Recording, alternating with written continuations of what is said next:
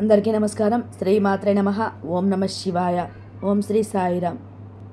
ఈ నెల 26న శివరాత్రిలోపు లేదా శివరాత్రి రోజు ఆవు కనిపిస్తే ఇలా చేయండి, మీ కష్టాలన్నీ కూడా తీరిపోతాయి.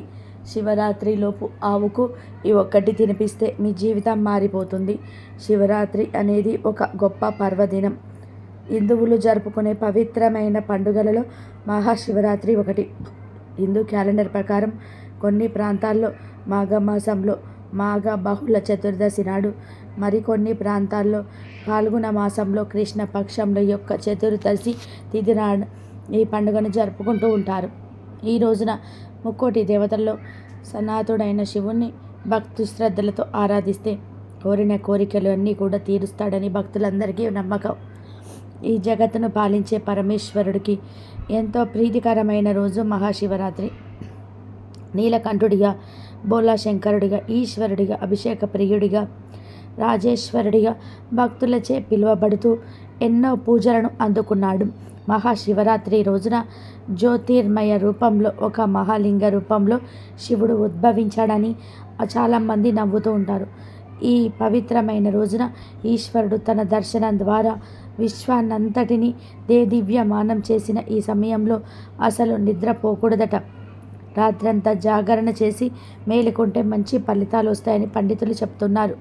పురాణాల ప్రకారం మహాశివరాత్రి రోజున 14 లోకాల్లో ఉండే పుణ్య తీర్థాలన్నీ బిల్వ మూలంలో ఉంటాయి. అందుకే ఈ పవిత్రమైన రోజున ఉపవాసా నుండి ఒక బిల్వపత్రాన్ని పరమేశ్వరుడికి సమర్పించమని శాస్త్రాలు చెప్తున్నాయి. అనంతరం మహాశివరాత్రి రోజున పరమేశ్వరుడి ఆలయంలో జరిగే పూజలో కలిగే సిరి సంపదలు కలుగుతాయని వేద పండితులు చెప్తున్నారు. ఇది ఇలా ఉండగా, పురాణాల ప్రకారం కైలాస పర్వతం మీద పార్వతీ పరమేశ్వరులు సుఖాసీనులై ఉన్నారు. అప్పుడు పార్వతీదేవి శివుడితో అన్య వ్రతాలలో ఉత్తమమైన వ్రతమేది అని అడగగా, అప్పుడు ఆ పరమేశ్వరుడు శివరాత్రి వ్రతం అన్ని వ్రతముల కన్నా ఉత్తమమైనదని జవాబు ఇవ్వడంతో పాటు ఆ వ్రతం యొక్క విశేషాలను తెలియజేస్తాడు.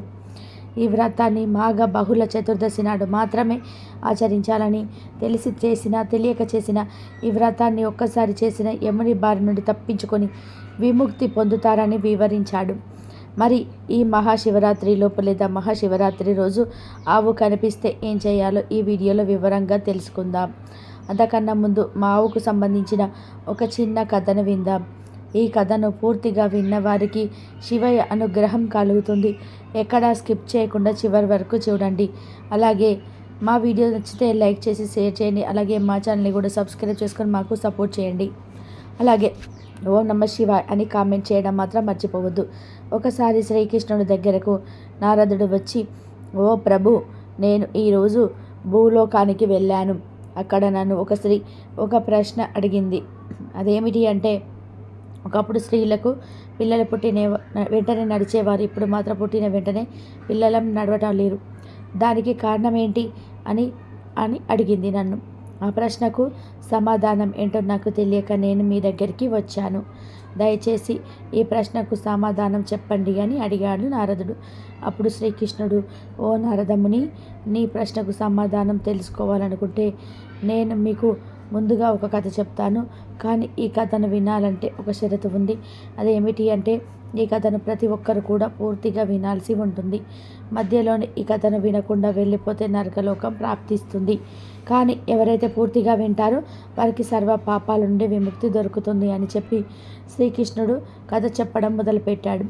నారద, ఒకప్పుడు జ్ఞానశర్మ అనే ఒక వ్యక్తి ఉండేవాడు. పేరులో జ్ఞానం ఉన్నా అతడు ఎప్పుడు జ్ఞానం లేనట్టు ప్రవర్తించేవాడు. అతడు చాలా స్వార్థపరుడు. అతడికి ఒక ఆవు ఉండేది. ఆవుకు అతడు పచ్చి మేత దానంగా వేస్తూ ఉండేవాడు. ఆవును బాగానే చూసుకునేవాడు. ఆవు కూడా అతడికి చాలా పాలు ఇచ్చేది. ఆ పాలు అమ్ముకొని జీవిస్తూ ఉండేవాడు జ్ఞానశర్మ. ఇలాగే కొన్ని సంవత్సరాలు గడిచింది. సమయం గడిచే కొద్దీ ఆవు పాలు ఇవ్వడం మానేసింది.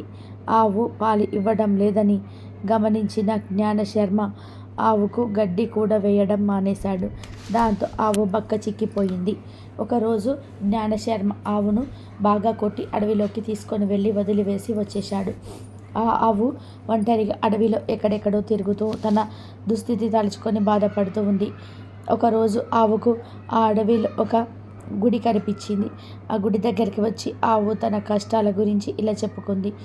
అన్ని జన్మల్లోకెల్లా మానవ జన్మ అత్యంత ఉత్తమమైనది. కానీ మానవుడు ఎన్నో పాపాలు, ఎన్నో ఆకృత్యాలు చేస్తూ ఉన్నాడు. తను పాలిస్తున్నంత వరకు తనను ఎంతో ఆప్యాయంగా, ప్రేమగా చూసుకున్న జ్ఞానశర్మ ఒకసారిగా తన అవసరం తీరిపోగానే తను అడవిలోకి వెళ్ళికొట్టాడు. అడవిలో ఆకలితో, ఒంటి నొప్పులతో అటు ఇటు తిరుగుతూ ఉన్నానని, ఒంటరిగతనంతో బాధపడుతున్నానని తన కష్టాలను చెప్పుకుంటూ ఆ ఆవు భగవంతుడి ముందు పెట్టుకుంది మొర.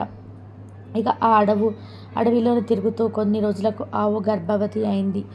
ఒకరోజు ఆ అడవిలో ఆ ఆవు ఉన్న మార్గం గుండా ఒక స్త్రీ వెళ్తూ ఈ ఆవును చూసింది. ఆ ఆవు గర్భంతో ఉంది కాబట్టి దీన్ని నేను రక్షిస్తాను. ఇది కొద్ది రోజులకు ఒక బిడ్డకు జన్మిస్తుంది. ఆ తర్వాత నాకు పాలు కూడా ఇస్తుంది. ఆ పాలను అమ్ముకొని జీవనం గడపవచ్చునని మనసులో అనుకుంటూ ఆ స్త్రీని ఆవు పట్టుకోవడానికి తన భర్తను పిలవడానికి వెళ్ళింది.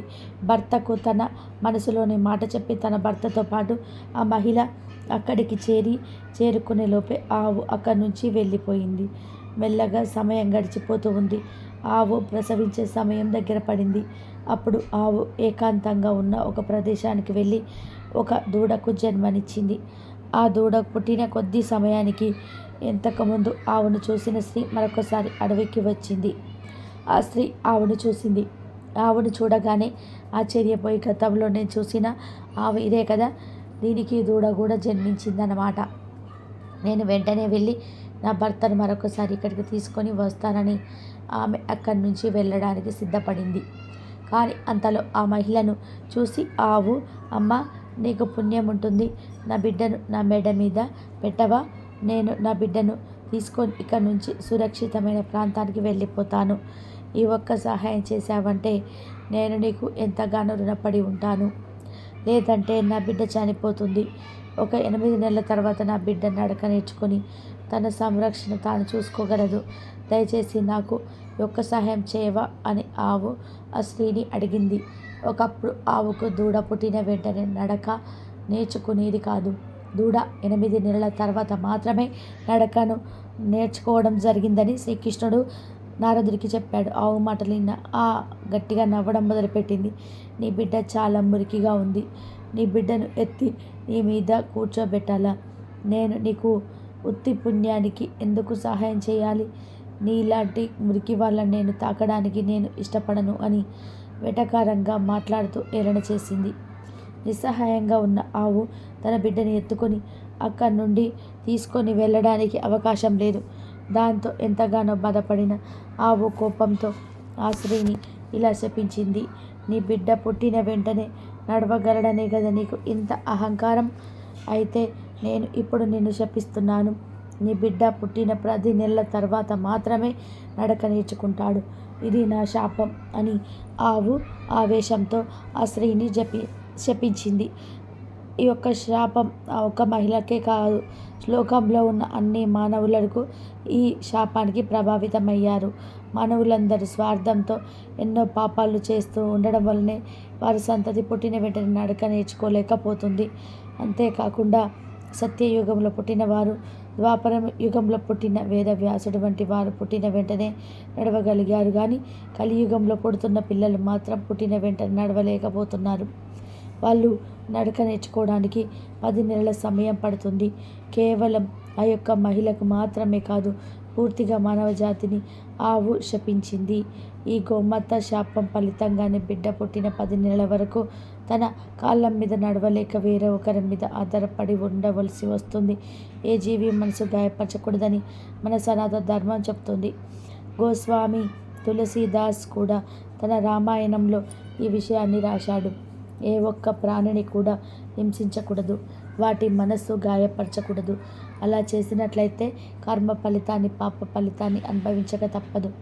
మనం చూసుకున్నట్లయితే అన్ని జంతువుల, పక్షుల పిల్లలు పుట్టిన వెంటనే నడవగలవు. కానీ మానవుల పిల్లలు మాత్రమే నడవలేరు. ఒక చోట నుంచి మరొక చోటకు వెళ్ళడం కూడా కుదరదు. మరొకరి సహాయం ఉంటే తప్ప వాళ్ళు కదలలేరు, తమను తాము రక్షించుకొనలేరు. ఇలా ఆ ఒక్క స్త్రీ చేసిన పొరపాటు వల్ల యావత్ మానవ జాతి ఇప్పటికీ ఆ శాపాన్ని అనుభవిస్తున్నారని శ్రీకృష్ణుడు నారదుల వారికి వివరించారు. ఇదే గోమాత ఇచ్చిన శాపం కదా. ఇక వీడియోలోకి వస్తే, ఆవుకు మన హిందూ సాంప్రదాయంలో ఎంతో విశిష్టత ఉంటుంది. అయితే అలాంటి ఆవు శివరాత్రిలో లేదా శివరాత్రి రోజు కనిపిస్తే ఈ ఒక్కటి తినిపించండి, మీకు ఉన్న కష్టాలన్నీ తీరిపోతాయి, జాతకం మారిపోతుంది. మహాశివరాత్రిలోపు మీ ఇంటికి ఆవు వచ్చిన లేదా గుడికి వెళ్ళేటప్పుడు అక్కడ ఆవులున్నా వాటికి ఆకుకూరలను తినిపించండి. తోటకూర, పాలకూర, కొత్తిమీర వంటి ఆకుకూరలను ఆవుకు తినిపించటం వల్ల మంచి జరుగుతుంది. మీకు ఉన్న కష్టాలు, జాతక దోషాలు, ఆరోగ్య సమస్యలు అన్నీ కూడా తీరిపోతాయి. ఆవుకు వీటిని తినిపిస్తే మీ మనసులోని కోరికలు కూడా నెరవేరుతాయి. మహాశివరాత్రిలోపు లేదా మహాశివరాత్రి రోజు ఆవు కనిపిస్తే వాటికి ఆకుకూరలను తినిపించండి. వీటితో పాటు ఇప్పుడు చెప్పుకోబోయే పదార్థాలను ఆవుకు తినిపిస్తే మీకు సిరి సంపదలు కలుగుతాయి, మీ ఆస్తి వృద్ధి చెందుతుంది. మరి ఆ పదార్థాలు ఏమిటో తెలుసుకుందాం. 5 గంటల పాటు నానబెట్టిన ఉలవలను తినిపించడం వల్ల ఉద్యోగంలో స్థిరత్వం ఉంటుంది. నానబెట్టిన బొబ్బర్లను తినిపిస్తే ధనం బాగా సంపాదిస్తారు. నానబెట్టిన గోధుమలను తినిపిస్తే కీర్తి ప్రతిష్టలు పెరుగుతాయి, సమాజంలో మంచి పేరు వస్తుంది. గోమాతకు కొంచెం నీటితో కలిపి బియ్యం పిండిని తినిపిస్తే మానసికంగా ప్రశాంతత లభిస్తుంది. ఇంట్లో గొడవలు అవుతున్న వారు ఇలా చేస్తే ఫలితం ఉంటుంది. అలాగే నానబెట్టిన కందులను తినిపిస్తే కోపం బాగా ఉన్నవారు తగ్గించుకుంటారు. 5 గంటల పాటు నానబెట్టిన కుసుమలను తినిపిస్తే మనస్సు, ఆత్మ పరిశుద్ధం అవుతాయి. నానబెట్టిన శనగలను గోమాతకు తినిపిస్తే ఆధ్యాత్మిక చింతన అలవడుతుంది. కొంచెం నీటితో కలిపి బెల్లం, రాగి పిండిని తినిపిస్తే అష్టైశ్వర్యాలు కలుగుతాయి. నానబెట్టిన పెసలను తినిపిస్తే విద్యాభివృద్ధి జరుగుతుంది. ఉడికించిన బంగాళదుంపలు తినిపిస్తే నడఘోష నివారణ జరుగుతుంది. క్యారెట్లను తినిపిస్తే వ్యాపారంలో వృద్ధి సాధిస్తారు. బీట్రూట్, పాలకూరతో ఐశ్వర్య ప్రాప్తిని పొందవచ్చు. గోమాతకు దోసకాయలను తినిపిస్తే శత్రువుల భారం తగ్గుతుంది. గోమాతకు టమాటాలను తినిపిస్తే పెళ్లి త్వరగా అవుతుందట. బయట కనిపించే ఆవులకు కానీ లేదంటే దగ్గరలో ఉండే గోశాలకు వెళ్ళి గోవులకు మీరు టమాటాలను పెట్టవచ్చు. ఇలా ఆవులకు టమాటాను పెట్టడం వల్ల త్వరలో పెళ్లి కుదురుతుంది. ఆవుకు ఈ ఆహార పదార్థాలు తినిపిస్తే అతి తొందరలోనే మీరు పడుతున్న బాధల నుండి విముక్తి కలుగుతుంది. ఇలా చేయటం వల్ల మంచి జరుగుతుంది. మరి ప్రతి ఒక్కరూ శివరాత్రిలోపు లేదా శివరాత్రి రోజు ఆవు కనిపిస్తే ఈ ఆహార పదార్థాలను తినిపించండి. మీ సమస్యను దూరం చేసుకొని ఆనందంగా జీవించండి. ఈ వీడియో నచ్చితే లైక్ చేయండి, షేర్ చేయండి, బట్ సబ్స్క్రైబ్ చేయడం మాత్రం అస్సలు మర్చిపోద్దు. ఆవు కనిపిస్తే వాటికి ఆకుకూరను తినిపించండి. వీటితో పాటు ఇప్పుడు చెప్పుకోబోయే పదార్థాలను కూడా ఆవుకు తినిపిస్తే మీకు సిరి సంపదలు కలుగుతాయి, మీ ఆస్తి వృద్ధి చెందుతుంది. మరి ఆ పదార్థాలు ఏమిటో తెలుసుకున్నారు కదా. ఇప్పుడు